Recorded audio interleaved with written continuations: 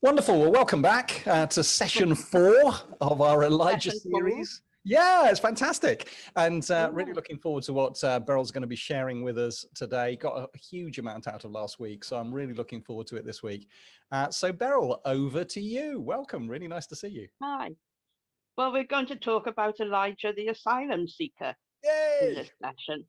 Hey, but the note that we ended on last week, where we left Elijah in isolation by the Kerith Brook, being fed by ravens.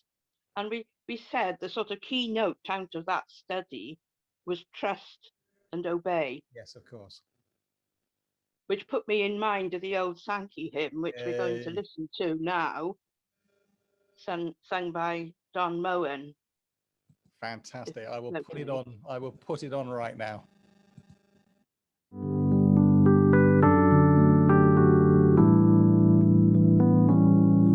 When we walk with the Lord in the light of His word, what a glory He sheds on our way. While we do His good will, He abides with us still, and with all who will trust and obey. Trust and obey, for there's no other way to be happy in Jesus but to trust and obey.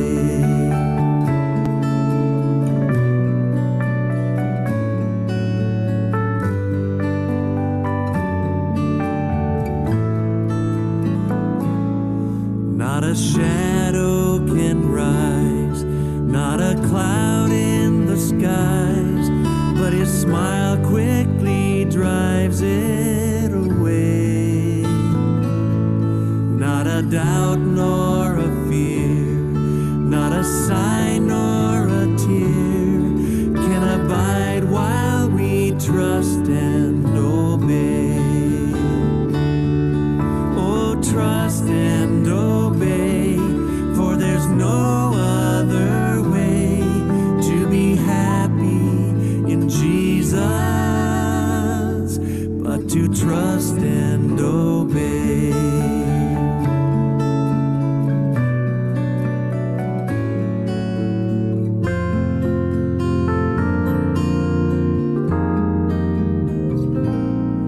Then in fellowship sweet we will sit at His feet, or we'll walk by His side in the way.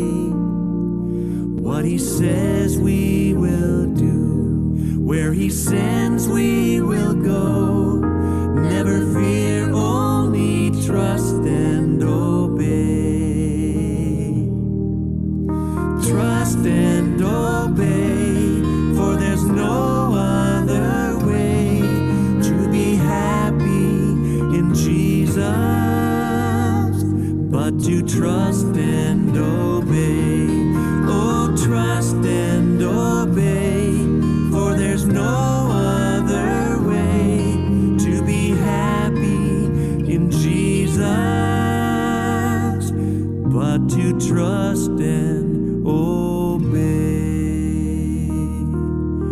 And 'tis so sweet to trust in Jesus, just to take Him at His word, just to rest upon His promise, just to know thus saith the Lord. Jesus, Jesus, how I trust Him, how I proved Him o'er and o'er. Jesus, Jesus, precious Jesus, oh, for grace to trust Him more.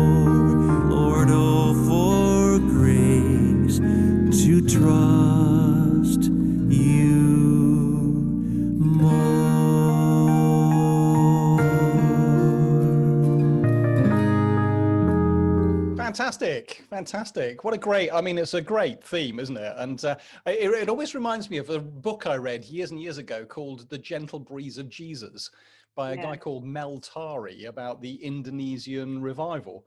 And basically the refrain through the whole thing is there is only one way to walk this Christian life, and that is in simple trust and simple obedience. And yet you say that, but when we look at the story last week, there was nothing simple about it or easy, was there?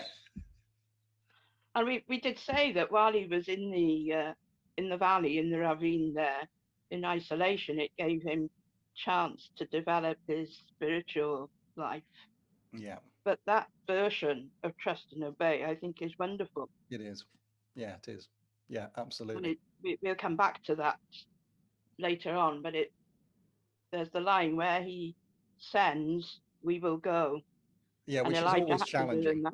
Yeah, absolutely. Yeah. And the end of it is always the prayer, give me grace to trust him more. Yes, absolutely. And that was the lesson Elijah really had to learn.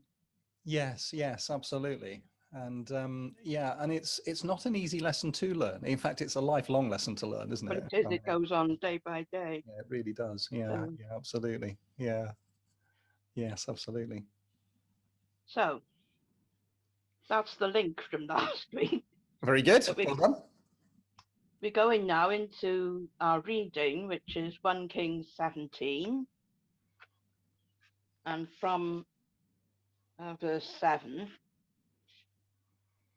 to the end of the chapter. Yeah. Okay.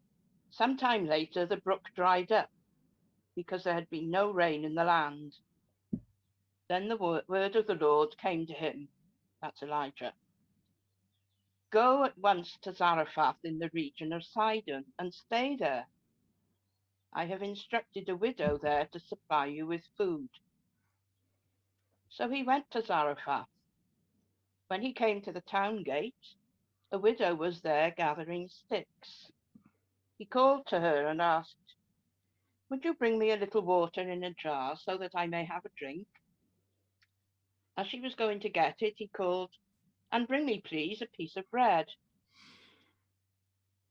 As surely as the Lord your God lives, she replied, I don't have any bread. Only a handful of flour in a jar and a little olive oil in a jug. I am gathering a few sticks to take home and make a meal for myself and my son, that we may eat it and die. Elijah said to her, don't be afraid. Go home and do as you have said. But first, make a small loaf of bread for me from what you have and bring it to me. And then make something for yourself and your son. For this is what the Lord, the God of Israel, says. The jar of flour will not be used up, and the jug of oil will not run dry until the day the Lord sends rain on the land. She went away and did as Elijah had told her. So there was food every day for Elijah and for the woman and her family. For the jar of flour was not used up, and the jug of oil did not run dry, in keeping with the word of the Lord spoken by Elijah. Sometime later, the son of the woman who owned the house became ill. He grew worse and worse, and finally stopped breathing. And she said to Elijah, what do you have against me, man of God? Did you come to remind me of my sin and kill my son? Give me your son, Elijah replied. He took him from her arms, carried him to the upper room where he was staying, and laid him on his bed. Then he cried out to the Lord, Lord, my God, have you brought tragedy even on this widow I am staying with by causing her son to die? Then he stretched himself out on the boy 3 times and cried out to the Lord, Lord, my God, let this boy's life return to him. The Lord heard Elijah's cry, and the boy's life returned to him, and he lived. Elijah picked up the child and carried him down from the room into the house. He gave him to his mother and said, look, your son is alive. Then the woman said to Elijah, now I know that you are a man of God, and that the word of the Lord from your mouth is the truth. Ooh. Fascinating, fascinating, fascinating. Powerful story, isn't it? Really interesting, really interesting. Yeah, absolutely. Yeah. So, first thing we need to consider is, why did God direct Elijah to Zarephath? And where was Zarephath for a start off? Good question. Now, if you look at the map,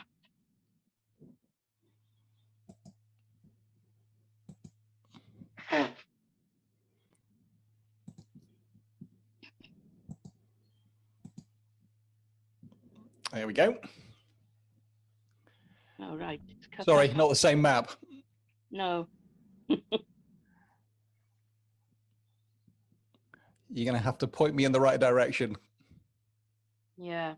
We want one that goes further north from where you've got Tyre at the top of the page. Right. Okay. Okay. So let me stop a minute and let me have a quick shufty.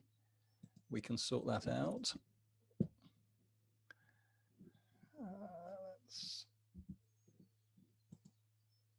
Let's escape that. Just for a minute and go into here. Not YouTube. What am I doing? Nope. We need images.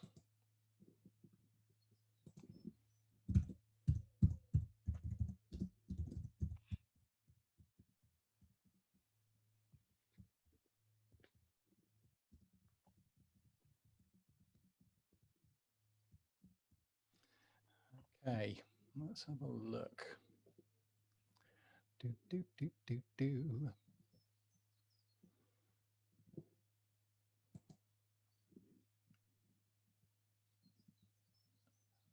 No, that's no good. Let's keep looking a minute. Yes, I rather stupidly deleted the one from last week. I didn't do it deliberately. I did it accidentally. So, so I realize that doesn't help. Right. So, does this help? Let's have a look. No, that's. Oh, look, there's Zarephath right up there. It's a little bit on the small side though, so let me see if I can find one that's slightly bigger.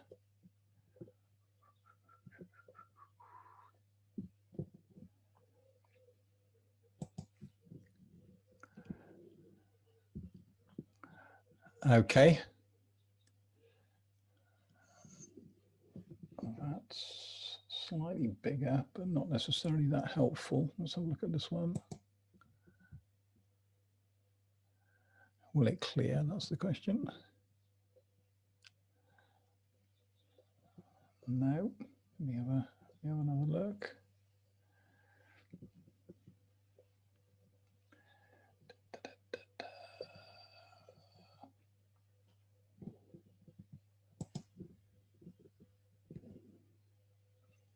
Yep, no, that's not helpful either.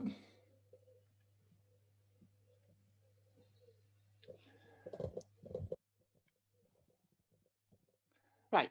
But if you go back to the one you showed me of the divided kingdom, we manage that for today. Okay. And I'll resend you the other one that you can. Yes, apologies. I mean, this one has Zarephath on it. So let me just do that for the moment, and then we'll doctor it when I do the editing. Yes, okay.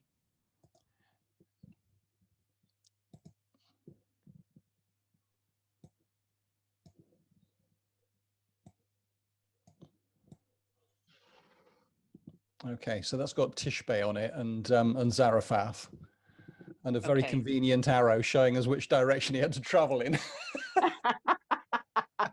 Hey. But we can sort that out. Okay, so let's put that down there. Let's get rid of that. Let's go back to here. Fantastic. Okay, so right, there we go. Let me just do. Oh yes, good arrows. Absolutely. There we go. I'll send you the proper one again. Yeah, it's fine. That's fine. put it in because. Okay, so that the passage that I've just read, it falls into two sections again. Elijah's encounter with the widow at Zarephath, which you can see on the coast. Yep. And then the revival of the widow's son. Now, you can see where the Kerith Brook is, somewhere south of There we go. Tishbe, Just that. which we saw last time was outside of Ahab's jurisdiction. Yeah, which is this area here. Yeah. And then as the drought continued and the conditions worsened, even the brook dried up. Yeah. Now, do you think Elijah was encouraged or discouraged as he watched the brook dry up? I shouldn't think he was encouraged. Although, you know, I mean, at his word, the drought had happened. So Exactly. yeah. So it was evidence that he could trust the word of God. Yes. He knew that intellectually before, but now he was seeing it face to face. But it was discouraging because where was he going to get his sustenance from? Yes. Because I mean, it's ever so easy, isn't it, to be in awe of the ravens appearing, and then become familiar with ravens appearing, and then take for granted the ravens appearing. And all the time, trust and obedience are on the wane, aren't they? Really, because you're relying upon what you see physically in front of you, no longer the God who's providing it. Yeah. And probably the ravens could have continued to bring these rotten tidbits to him. But without water, he wouldn't survive. No. And at that point, he received another command from God to go on a journey of about 70 or 80 miles to Zarephath. It would have taken him about a week, I suppose, to walk that distance. Or maybe just under a week if he was a fast walker. Yes. A long way to go. Absolutely. Having only been fed by ravens. Yes. But still in an area of safety. I mean, it's still outside of the jurisdiction, isn't it, of Israel? So that's the point. Yes. It was outside of Ahab's jurisdiction. So as you can see from the map, Zarephath was a town on the Phoenician coast. Yep. It's actually a bit closer to Sidon than is shown here. Okay. But you'll see it on the other map when I get it. Okay, so it was still outside of Ahab's jurisdiction, but, and this is the big but, it was a Gentile region. And also, it was in Phoenicia, in Jezebel's homeland. Okay. Out of the frying pan, into the fire. Exactly. You can almost see Elijah there say, God, are you sure? Are you sure that's where I'm to go? Yeah, that was like I was saying at the beginning, at the end of that piece we played. Give me grace to trust him more. Yes. Because it seemed impossible. It seemed a ridiculous thing to say to him. He was sending him into enemy territory. And also he told him he was instructed a widow there to look after him. So not only was he being sent into enemy territory, he wasn't to remain in hiding, but he was to become dependent on this Gentile widow. Or as we might say in current parlance, enter a bubble with her. Yes. I would have gone against all his natural feelings, his upbringing, his religious training, his spiritual inclinations. And, you know, I mean, that's mirrored, isn't it, in the New Testament, where you've got the Peter having to overcome his prejudices for the word to spread to the Gentiles. Yes. So I want to say something about Zarephath before we go on. These names pop up in the Old Testament, well, in the New as well, for that matter, but particularly in the Old. It's not mentioned again, really, apart from in this chapter. And people think, oh, well, so what about that? You know, okay, it was a little town in Phoenicia. But it was very important. It's actually mentioned in the records of the Assyrian campaign in that area. It's called Sariptu there in the Assyrian language. Okay. But it was significant enough for it to have been mentioned as a place they needed to overcome on their trip or their aim to get to Egypt. And it was known as Sarepta in Roman times. There's quite an important port there in Roman times. And it's still going today. It's the modern Parapland in Lebanon. It's more or less a suburb of Sidon now, but it's located there on the Mediterranean coast, about 7 miles south of Sidon. Now, that site has been excavated by archaeologists quite extensively during the late 1960s and early 1970s. They were I can't say they were forced into it. It's Middle Eastern archaeology depends very much upon the political situation at the moment, for obvious reasons. But it's always attracted interest from, you know, going back into Egypt, where they discovered Tutankhamun's tomb and all that area, because it's got such a long history. There's been interest in finding out what happened. But this little place on the coast wouldn't have been an obvious place to hold an archaeological excavation. Okay, yeah. But because it's on the coast, there are low cliffs there, and in the mid-60s, there was a huge storm, and the cliffs fell into the sea, similar to what we're seeing on the south coast here in Yes. But it revealed old masonry. And so that sort of was the key thing, really, for somebody to say, oh, I think there might be something worth looking at here. Let's send a team. And so it was excavated quite extensively. And we now know a lot about it. It's an ancient Phoenician settlement. Particular interest was the discovery of a distinct industrial quarter, separate from the main residential area. And that's the other picture I saw. One of the picture I sent you of the ruins, or the plan of it taken from the air.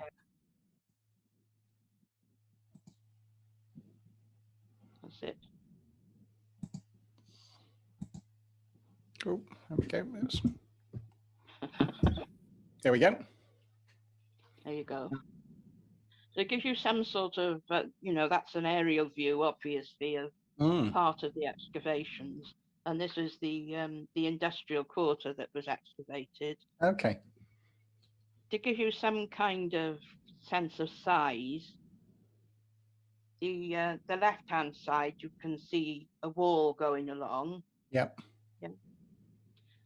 That would have been, say from our church along as far as up Albany Road and about as far as Wellfield Road.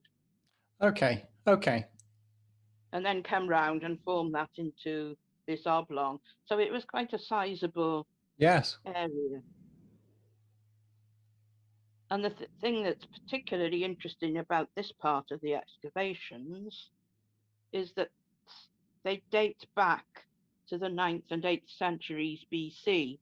In other words, exactly the time of Elijah. Okay, wow. So that's you need a little moment, I think, to take that in. That's Yeah, absolutely. Absolutely.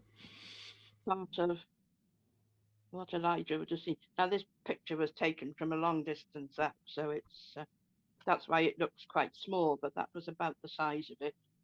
Okay. And within that area, there's evidence being found of a thriving ceramic industry with kilns and pots. And that would have been in the sort of top left-hand corner that we're looking at here. Yep. That was their ceramic area. Okay. There was also a very thriving textile and dyeing industry, which would have been across the middle of this. That's right. They found tanks. You can see some of those there. There were spinning and weaving workshops, some of which have disappeared on the right-hand side, but that's roughly where they were. And a great mound of shells from the murex shellfish. Now, the murex is like a cross between a whelk and a winkle. Okay. It's more or less been fished out now, but the reason that was so important, it was from crushing the shells and the bodies of these shellfish that they got the purple dye. Okay. For which Phoenicia was famous. Mm. And it was exported from this place as well, from Sarepta or Zarephath or whatever they called it. In the and they found great mounds of waste of these shells as well. It was huge, this industry. In the bottom left-hand corner, there was evidence of metalwork. There was crucibles, that's it, round about there, molds, jewelry workshops. And then the other corner that we haven't mentioned, the right, that's it, where you are now. There were large oil presses there for the commercial production of olive oil. Oh, okay. So presumably that's what these circles are. Yeah. That's okay. I mean, they were huge. Yeah, yeah, yeah. I mean, well, that's not small, is it? No. So I mean, this was like their version of a business park, I suppose, you could say, these days. So those were the main industries, the ceramics and the production of purple dye, olive oil, and some metalwork. And that is the sort of scene that Elijah would have known. Okay. Obviously not with the top cut off like that. No. The actual buildings. So the town he was sent to was a prosperous town. Houses were well built. We haven't got to where they've excavated houses on this picture, but they were quite well built anyway. Usually their front walls would have been flush with the street, and a number of them had an upper story, which is mentioned here in the passage we're looking at. Now, the Phoenicians knew how to produce glass, but there's no evidence that they used glass windows in these early houses. Light was provided indoors by numerous oil lamps, which could be quite smelly and fusty, but they had no glass in the windows, so it didn't matter. Okay, yep. And they were in the Mediterranean after all. Not so bad. Now, the staple diet was bread. And in the excavations, they found, as I showed you on the other little bit of that slide, hand mills for grinding grain and remains of these beehive-style bread ovens. Go back to that. Yep.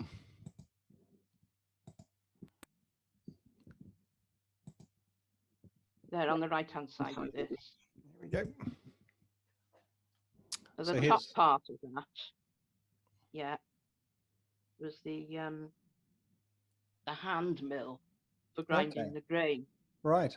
Now, the bottom bit that's sort of down towards us is the handle. If you can imagine grabbing hold of the handle and tipping it up on its end. Yes.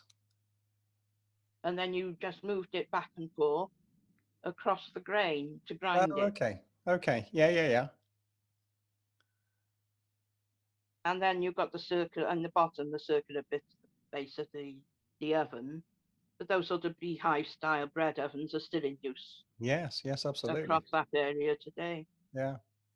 Almost like a pizza oven. Mm. But that you find them all over the place in Turkey and Greece and and so this was the kind of setting that Elijah became familiar with, and then the woman was saying to him, as she only had a little bit left, the meal left to grind to make the flour for the last supper, as it were. So they as I say, bread was the staple diet, but they also cooked stews of meat and veg. And obviously it was a coastal settlement, so fish was quite important as well. Lots of fish hooks were found. And interestingly, they found quite a lot of clay figurines of crudely fashioned animals and human figures. These discovered in the residential area. Not idols, as some people have thought, but probably toys for children.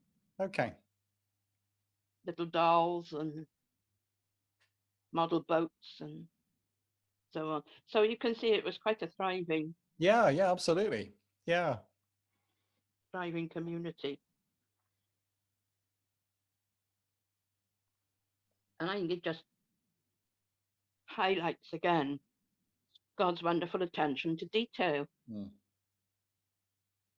I mean, Elijah had this rotten time really in the Kerith Valley. And then in fear and trepidation, but in obedience, he'd taken this trip to Zarephath, believing that God would fulfill his word and look after him there in a much more pleasant place, in a way. And then, because God directed Elijah to Zarephath for his survival, he was also demonstrating the futility of Jezebel's malice and opposition to Elijah. Yes. Because the lesson to be learnt was even in her own home territory, Yahweh, God, was still in control. Yes. And able to look after and care for and save his faithful servant. It's amazing. It is. I think. Yes, absolutely. Yes, absolutely. And also, of course, because we know the rest of the story, and hindsight is a wonderful thing, but we know that Elijah is a little bit further down the line going to have this great confrontation with the priests of Baal and all the people that were immersed in Phoenician culture. Now, because he was in a bubble with this widow in a thriving Phoenician town, he was able to absorb some of the Phoenician culture and find out about it and just prepare himself, really. Yeah. I mean, he didn't know he was preparing himself at that point, but we know. And there's this terrific contrast, isn't there, between Elijah surviving by living rough in the isolated Kerith ravine and then finding asylum in a thriving town. Yeah, absolutely. Right, we come to some more questions in a minute. To say. So he arrives at Zarephath and finds this widow. I think it's interesting. It says in, when it struck me again when I was reading it.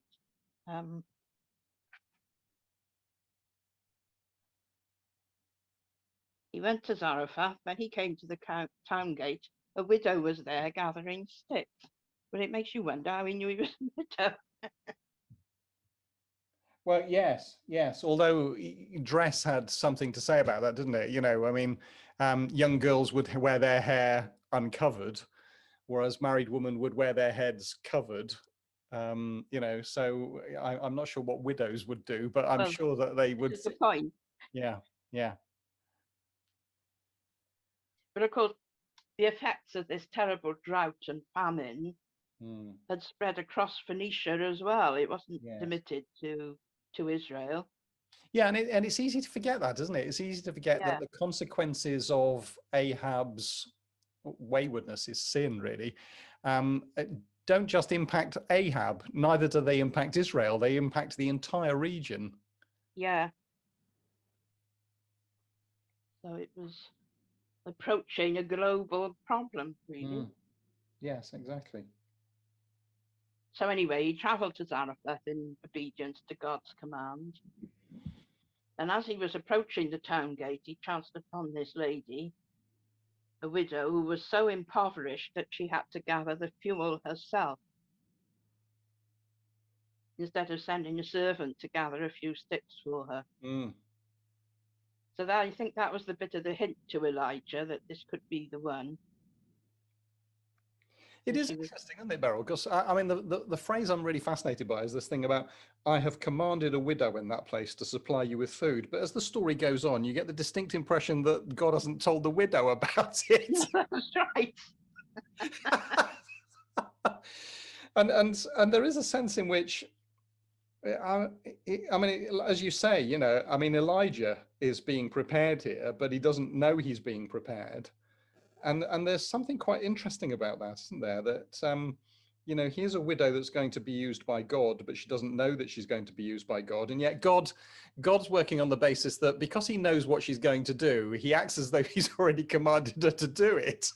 That's That right. incredible sort of eternal nature of the way that God works, that, you know, seeing the end from the beginning, etc. That's the feeling you Yeah, get. yeah. So if we just picture Elijah emerging after his trek, Mm. sees this woman gathering up a few sticks, must have thought, was she the one that God had chosen to befriend him? So he decides to test her by asking for a drink of water. A simple enough request in itself. And that was very much in keeping with Middle Eastern hospitality. If we think there's other examples in the Old Testament of that, when Eliezer sent by Abraham Yes, absolutely. Yes. to find what turned out to be Isaac's wife, Rebecca. But when Yes. he Would you give arrived, would you give me water and feed my and drink my give camel, drink to yeah, my camels? Not realizing, I didn't realize until relatively recently how many camels that actually was and how much they drank. I mean, this is yeah, not a small request. yeah. And we see it again in the New Testament, where Jesus met the woman of Yes. Samaria at the Yeah. well. Give me a drink. Yeah. But what a you know, it was the standard form of hospitality, not quite, you know, come in and have a cup of tea, as we might say, Mm.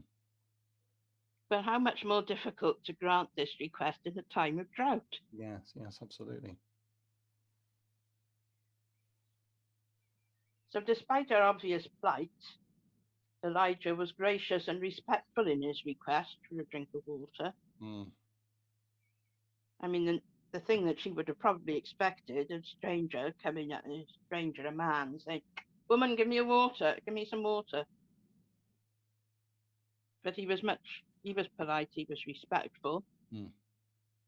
And we have to remember that the position of widows and orphans, but widows, in both Israelite and Canaanite society was precarious, to Oh, yeah. say the least. Yes, absolutely. No such thing as a welfare state. So. No, and without a breadwinner or a male protector in the house, Mm. it was difficult. And in the ancient Near East, the practice of levirate marriage was quite widespread. Mm. What do I mean by that? Well, this was the custom whereby if a man's brother died without producing an heir, he was obliged to marry his brother was obliged to marry his widow. And the eldest son of that union would then be regarded as the deceased brother's heir. Yeah. Now, in practice, that must have caused all sorts of problems. Oh, totally. But the point was, the practice was not designed primarily to relieve the widow, but to raise up an heir to the name and property of the dead man. Yes. Yes. The widow had no rights on her own. No. The thing that was important was that this man had a son and heir. So a childless widow was the responsibility of the family. But this lady was not a childless widow. She was a widowed mother. Yes. And therefore she was in a totally different situation, and she would not have received any such provision. Okay. And would have instead to rely on charity until such time as her son had grown up and was able to support her. And such widows, widowed mothers in particular, with young children, of which there must have been loads, they were used to being treated without respect. Okay. And being regarded as some of the most insignificant members of society. So when Elijah first met her, he didn't know that she had a son, but he still treated her with respect and courtesy, which made a great impression on her. Yeah. And we forget that sometimes, don't we? Just the simple things, the way we go about our lives, make an impression on other people. Yes, absolutely. Yeah. It's, yes. Yes, Rose and I were talking about it yesterday, talking about please and thank you, and how difficult it was to persuade David that they had a meaning and a purpose when he was young. And yeah, I mean, I was saying to Rose, you know, it costs you nothing to say please. It costs you nothing to say thank you, but it can make a huge difference.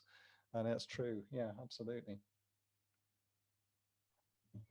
But then even as she was going to fetch the water, Elijah submitted her to an even greater test by asking her to bring him some food. Now, she'd not demurred his first request, even though he was a complete stranger to her, very scruffy and unkempt. Yeah. And was an Israelite as well.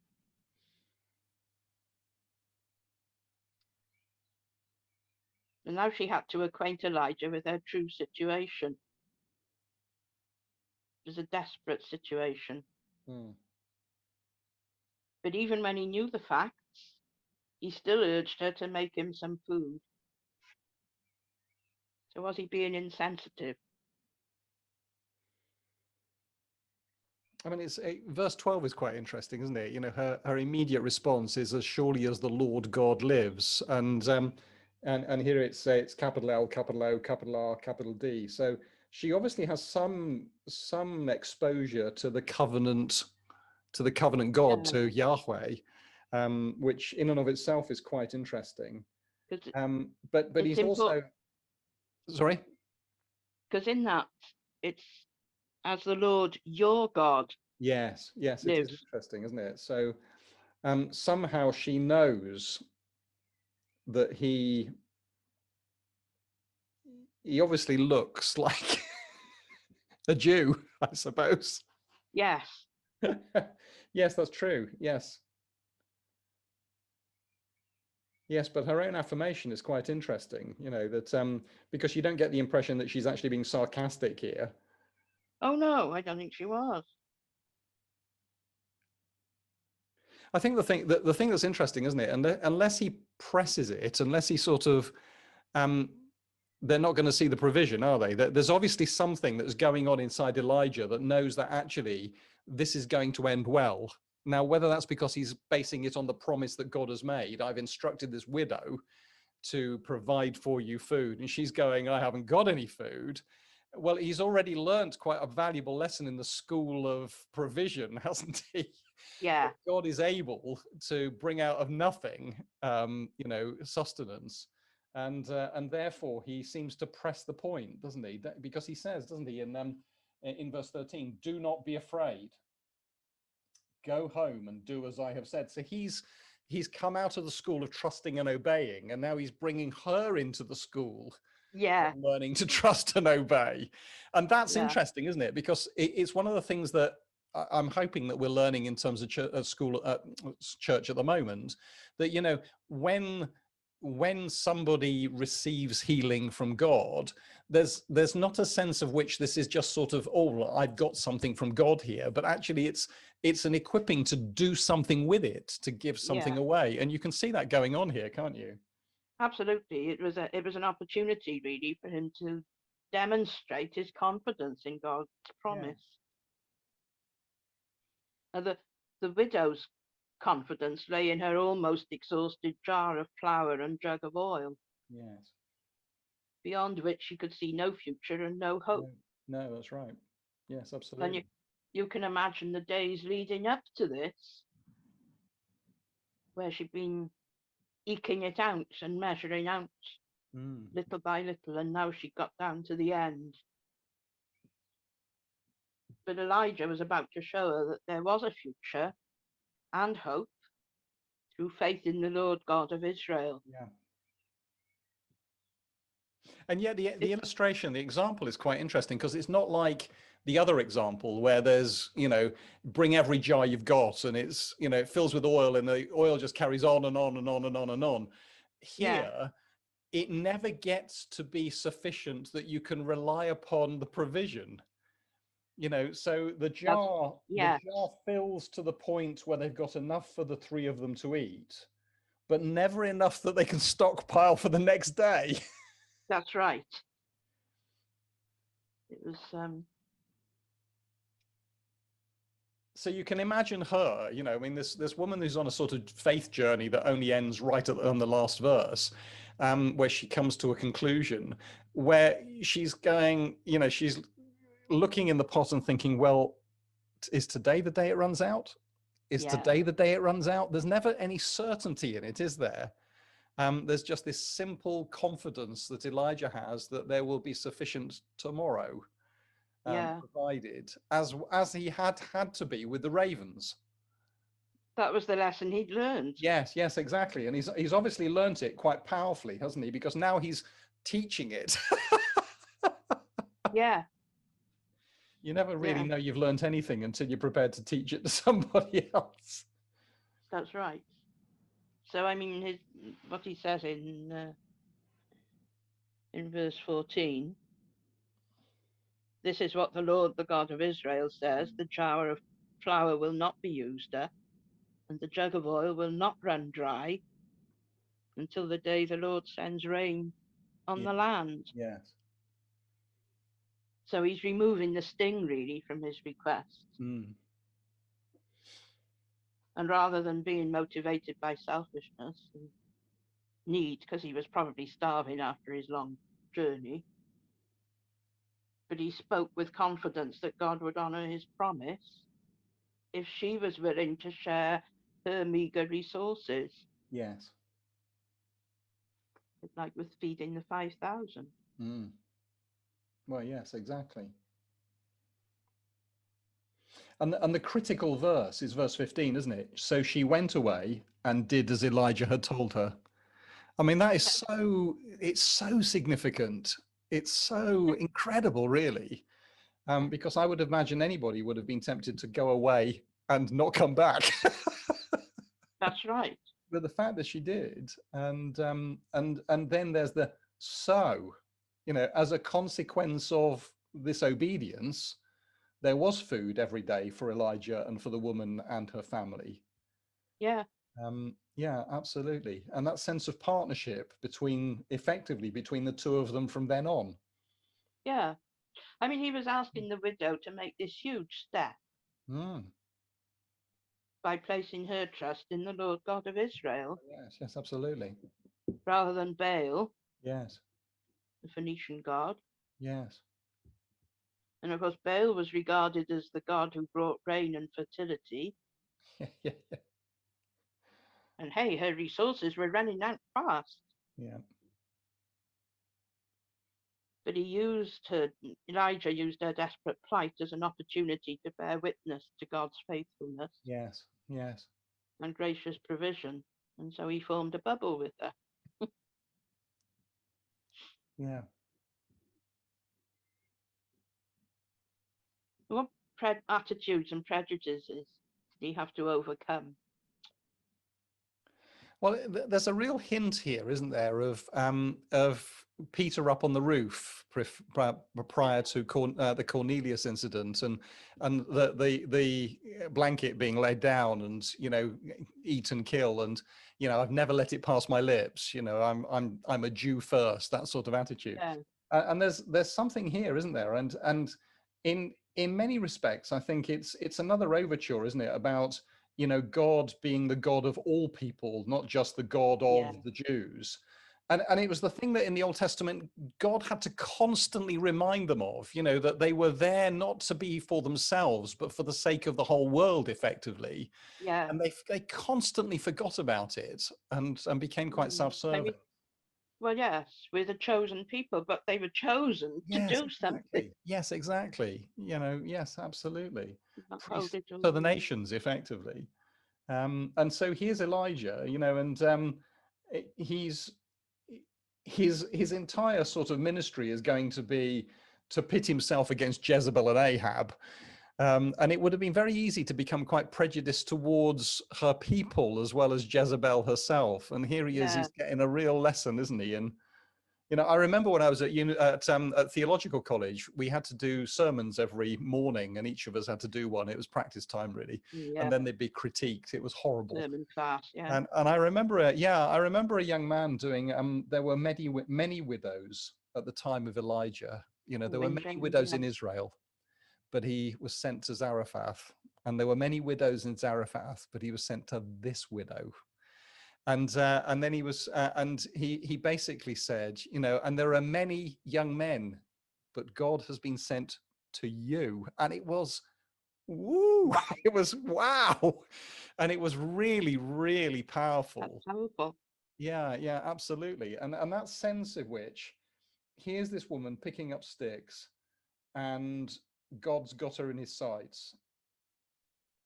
She's not some arbitrary woman. She is a specific widow that God is going to lead into relationship to him. I mean, it's an amazing story of grace, an amazing story of prejudice, isn't it? And very, humbling. It's a humbling story, really. So what do we learn from her encounter with Elijah? Well, first of all, of course, her physical needs were met. Yes. By the daily provision of flour and oil, and through offering him lodgings. Yes. And we know she did that because it says later on in the story he was in the upper chamber. Yeah. So this bubble that they formed, she gained a male protector and respectability that came from being a letter of rooms. And I'm going to diverse from our little study at the moment to tell you an anecdote about being a letter of rooms. Partly this is I don't know about you, but I did the census yesterday. Yeah. And I was reminded that one of my great-grandmothers appears on the 1911 census. Her occupation is a letter of rooms. Oh, okay. She was widowed quite early. She had quite a large family. They were well grown up, really, at the time of they certainly by the time of the 1911 census. But it hadn't been easy because her husband had quite a thriving grocery business in Gateshead, and the eldest son had gone off to do something else, but the next two sons were in the business. And after he died, she still got money from the business. Okay.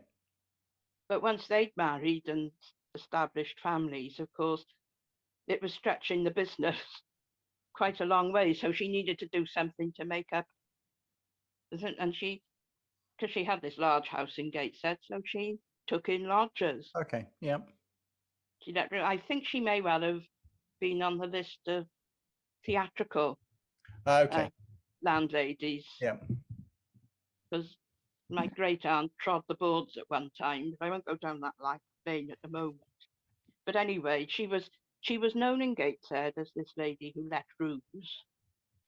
Now, in the Great War, in the middle of the war, after the Battle of Jutland, okay, they were in Gateshead on the Tyne, and the ships that weren't sunk at the Battle of Jutland, a lot of them were damaged and were limping back into the Tyne to the shipyards there to be repaired. Yep. Or new ones to be built. But of course, there was a problem because the majority of the workforce, the men from the shipyards, had joined up and were serving overseas on the Western Front. So the government of the day, in its wisdom, decided that they would draft in people from other parts of the country that had the necessary skills and that weren't in the forces for whatever reason to work in the yards and do the business. But they had to be housed. So she was approached to see if she would take them in. And having made inquiries, yes, she had 3 of these lodgers came to live with her. And the story goes that they were model lodgers. There was never any problem with them. They went off to their shifts as per. They were quiet and respectable, as great grandma said. They did odd jobs for her around the house, brought in the coal, chopped the wood, and so on. Went out to the pub twice a week, and she was quite happy with them. Yep. And then when the war ended, all this lot that had been recruited and billeted there went off. Oh, and she particularly liked them because they spoke good English, because she had originally come from London, so she was not used to the Tyneside. Okay. Yep.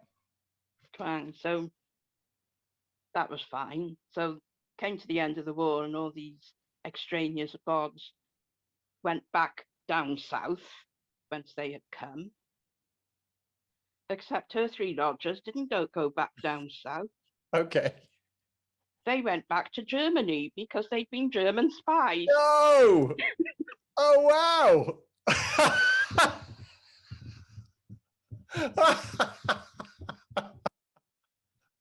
Okay. Isn't that amazing? Yeah, absolutely. No wonder they were keeping quiet. They're keeping their heads down and keeping their noses clean. But I mean, they were so ideally placed to be spies to find out all that was happening about the shipping and everything. Yeah. And she had no idea. I don't know. But anyway, she appears there on the census as a letter of rooms. Okay. Oh, wow. Anyway, that's just a little diversion. Yeah. Whenever I read it, I'm reminded of that. Yes, yeah, I'm not surprised. So anyway, this widow gained, in taking Elijah in, she gained this male protector and respectability. It's true she may have had to endure some derogatory remarks from the neighbours. Yeah. Because she'd let her upper chamber not just to a man, but to an Israelite. Yes. But on the whole, she must have felt that her troubles were over. Particularly as time went on and she saw the flour still being there, the oil still being there. Yeah. The provision was made. And then calamity struck. For her son died. And in her distress and agitation, she turned on Elijah and reproached him. And we look back in, where are we now? In verse 18. She said to Elijah, "What do you have against me, man of God? Did you come to remind me of my sin and kill my son?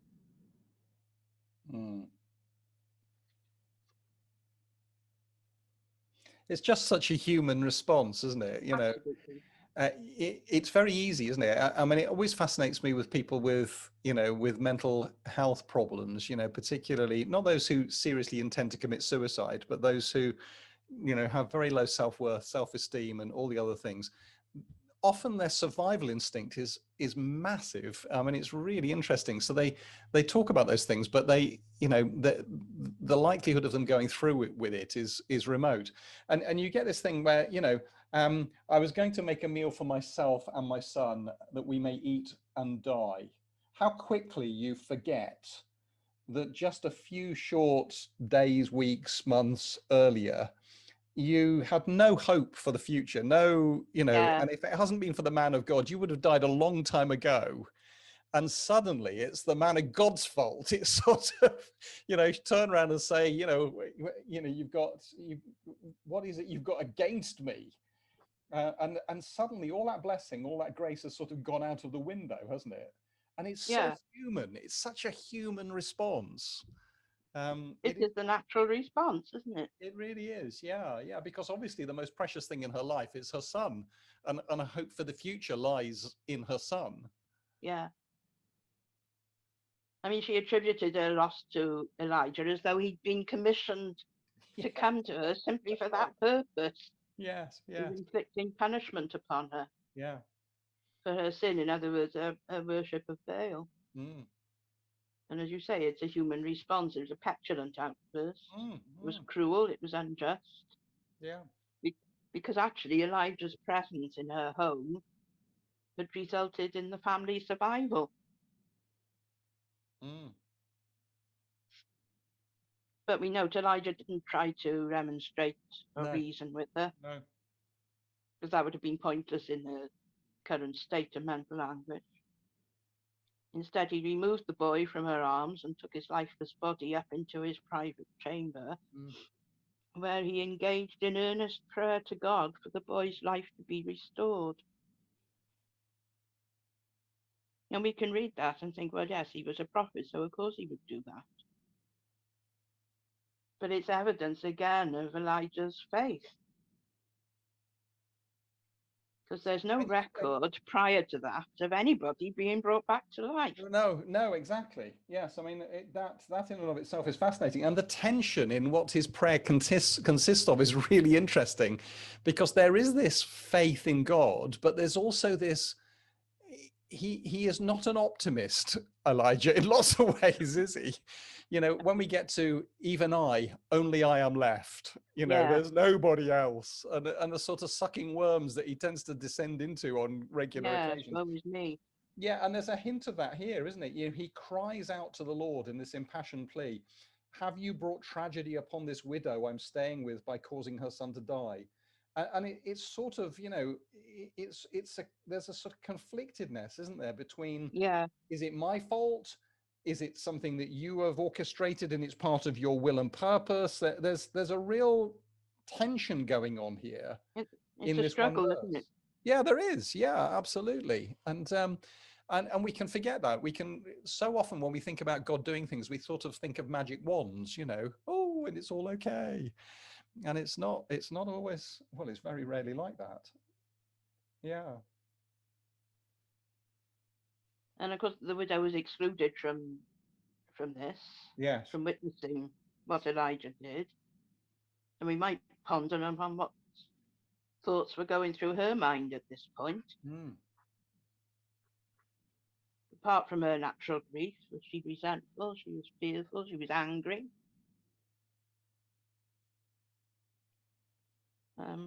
But I just find it incredible that Elijah actually believed that God could do something at this point, despite the fact he was conflicted.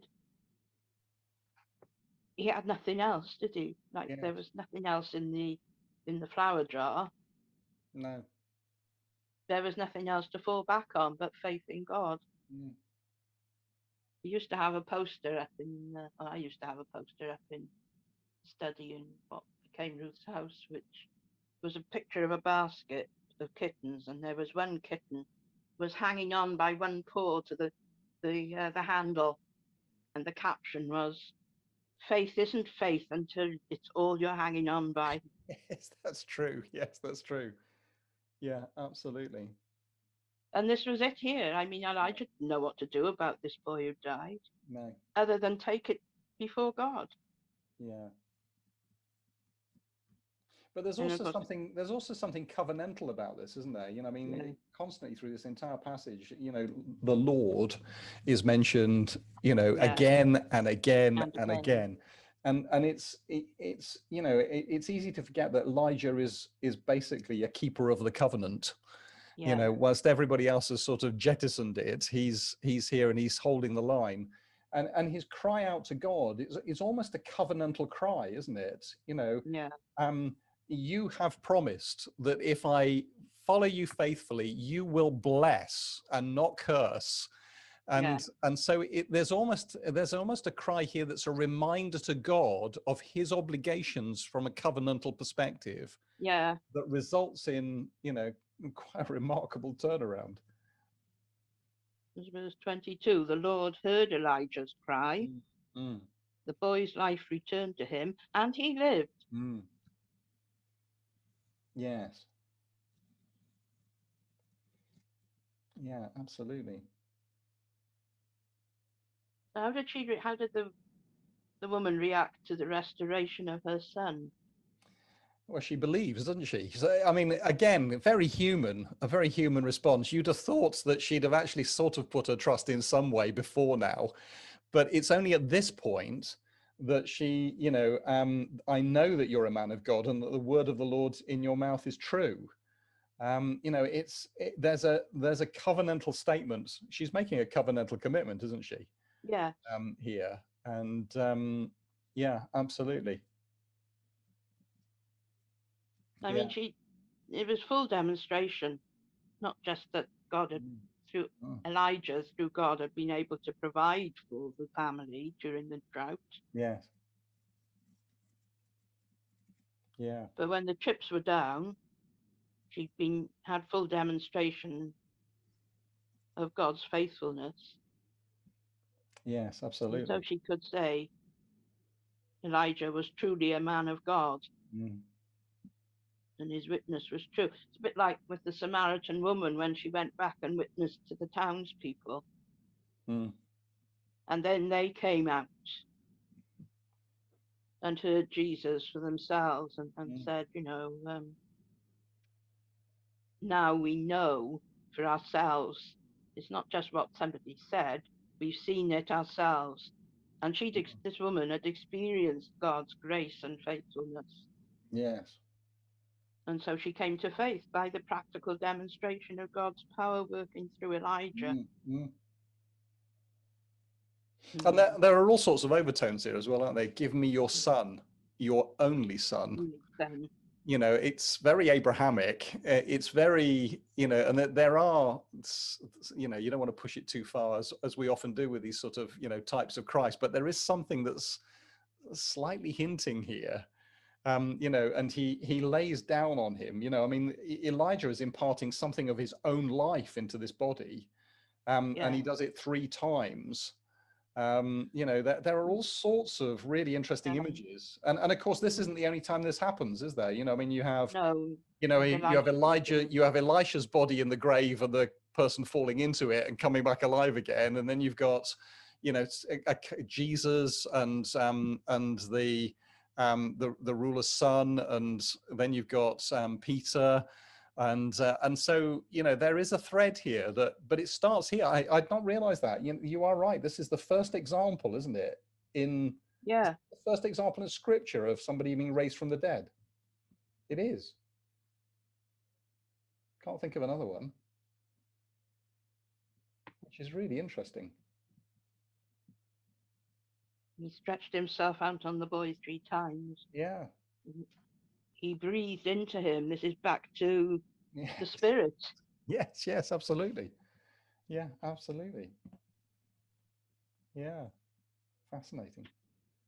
And it wasn't just this woman came to faith. That was the sort of the final catalyst in the journey. Yeah. But she was never going to be the same again, was she? No, no, no, because her boy is now a miracle boy, isn't he? Yeah. You know, yeah, absolutely. Yeah. And although it's not recorded here, obviously, but you can't help thinking, you know, that the neighbors, who may have been suspicious and dubious about Elijah's motives in moving in there, she wouldn't have been able to shut up about the fact that the boy had come back to life. Yes, yes, absolutely. Yes, that's right. Yeah.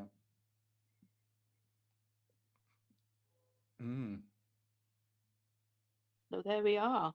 Very good. Very good. Thank you. Yeah, really interesting. You just wish there was a little more detail, you know. So Elijah, how did you know to lie spread-eagled on him? What was going on here? You know, oh, well, God told me to. Oh, great. Well, that's really helpful. Yeah. You have what you have, don't you? And yeah, absolutely.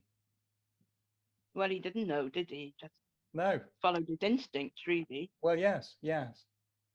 Yes, and that in and of itself is quite consoling in a way, isn't it? You know, so often we sort of look for guidance, you know, and he turns up here at the gate, and lo, there's a widow picking up sticks, and whether it's the first person he sees, you know, he has this confidence that maybe the fact that he discovers she's a widow is the sign that actually this is the person that God intends. Yeah.